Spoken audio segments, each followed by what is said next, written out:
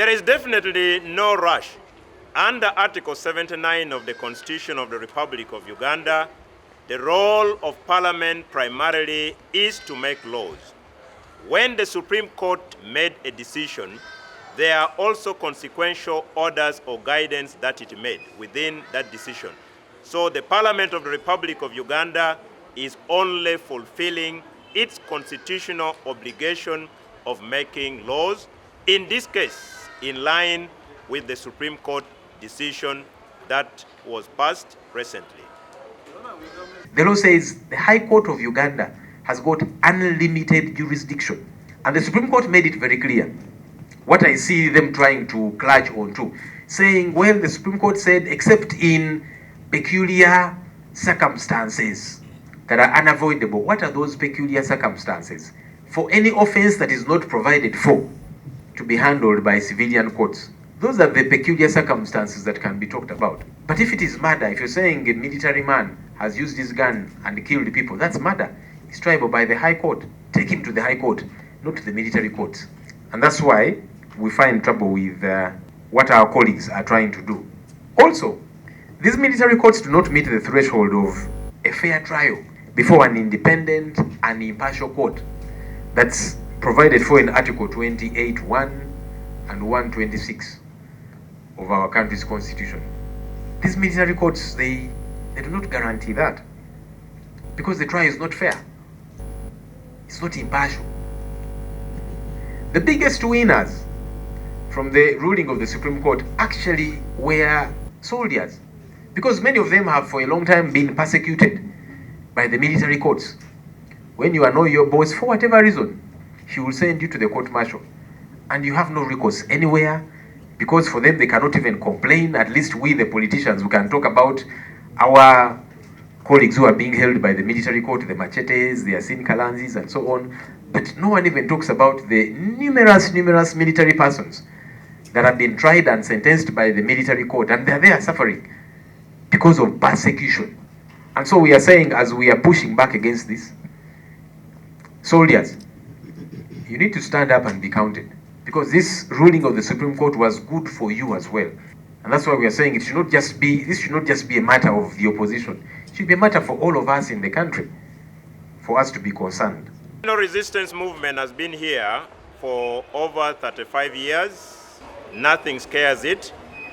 Under our rules of procedure of the NRM Parliamentary caucus, all decisions are agreed upon through consensus and engagement.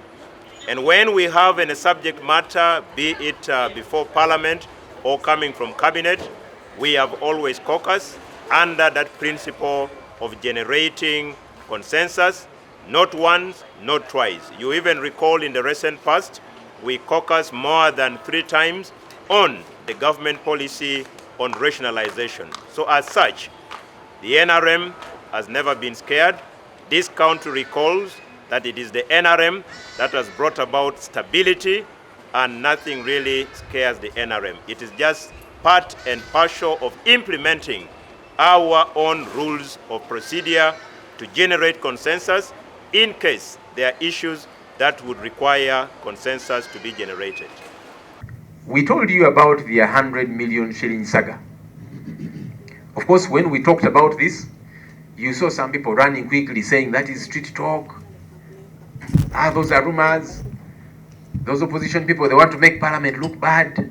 Some even promised to take me to court and other colleagues here. Others said I should apologize together with my colleagues, that we should apologize for saying bad things about our colleagues in Parliament. But with time, the truth did come out. And all those who were making threats went mute. We told you that this 100 million shilling saga, 50 million of that 100 million was to appreciate them for having passed the problematic coffee bill. And the other 50 is to oil them so that they can smoothly pass the UPDF Amendment Bill. And as you can see, they are rushing it without applying reason, disregarding all manner of laws, no consultation, because money was given. So this thing has to be done very quickly. And that's why they are doing what they are doing. We hope the people of Uganda are watching and are alert. I believe that from your own words, you have expressed that people did not turn up, but at least they were granted an opportunity to appear before the committee. If they did not appear, that one you cannot blame it on the committee or Parliament. What you can blame on Parliament is that if Parliament had not granted the opportunity for stakeholders to appear as guided under the rules of procedure, you would fault. But in this case, an opportunity was granted. Even when I speak, the two committees are still meeting. And therefore, any Ugandan who would wish to appear and he or she feels that there is something he or she can contribute, I believe that the space under the rules of procedure is still there until the two committees report back to Parliament. There has been calls from different sections of the public saying that as the opposition, we should stay away from the sitting tomorrow, which is going to consider these problematic bills. And the reasoning by those who vouch for that view has been that when we attend, we shall be legitimizing the process. Some have even said that when we don't attend, they will not be able to pass these bills, which is actually not true, because the House can continue and process even without us. We, in our meeting this morning, have appreciated all those different concerns, which are out of frustration, because the people of Uganda are frustrated. They want better, they want change, they are tired of oppression. And so it is out of frustration that they are saying, maybe this is what might work. When the sober MPs stay out of the House, when this bill is being passed. That's the frustration that we hear. But we have agreed this morning as the Joint Opposition Caucus that while we do hear all those different views, it's important that we use the platform that we do have, the legally provided for platform that we do have, to push back. Is it going to be easy? Certainly not. But it's a platform that we must be able to use, that we get to be on record. It's important. It doesn't necessarily mean that we shall win. We could win, by the way, but it's not guaranteed. But it's important that we get to have our say on record, so that tomorrow we even have a basis for challenging whatever we would like to challenge. Definitely subject to the discussions that we shall have today. We will expect our members, definitely under the rules of procedure, as required always, to attend to any plenary sitting. This time round, you are aware that it is also a budget period. We have just passed the national budget. There are bills that should equally be handled by Parliament, and that primarily is our roles and responsibilities as members of Parliament. So we expect all the members of NRM to turn up as always. We, for the beatings that are awaiting us tomorrow, tugenda kwesabika. Seriously though, our house is a house of record, and that's why we always get disappointed whenever the speaker pretends that she doesn't know who has invaded the house to chase away journalists and to beat up members and so on and so forth. Because when we put it to her the other time, she said, even me, I don't know. I said, really? That's pretentious, of course.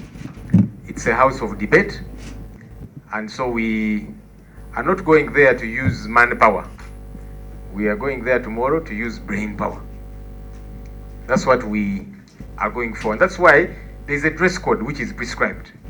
We come clad in suits. If they wanted us to come to fight, they would tell us in advance, wear track suits or trainers or whatever. So we are coming to deliberate. It's just that, of course, when we overpower them with the brain power, they choose to use manpower and violence, because that's what they have. But we are coming to push through our views and thoughts based on the law.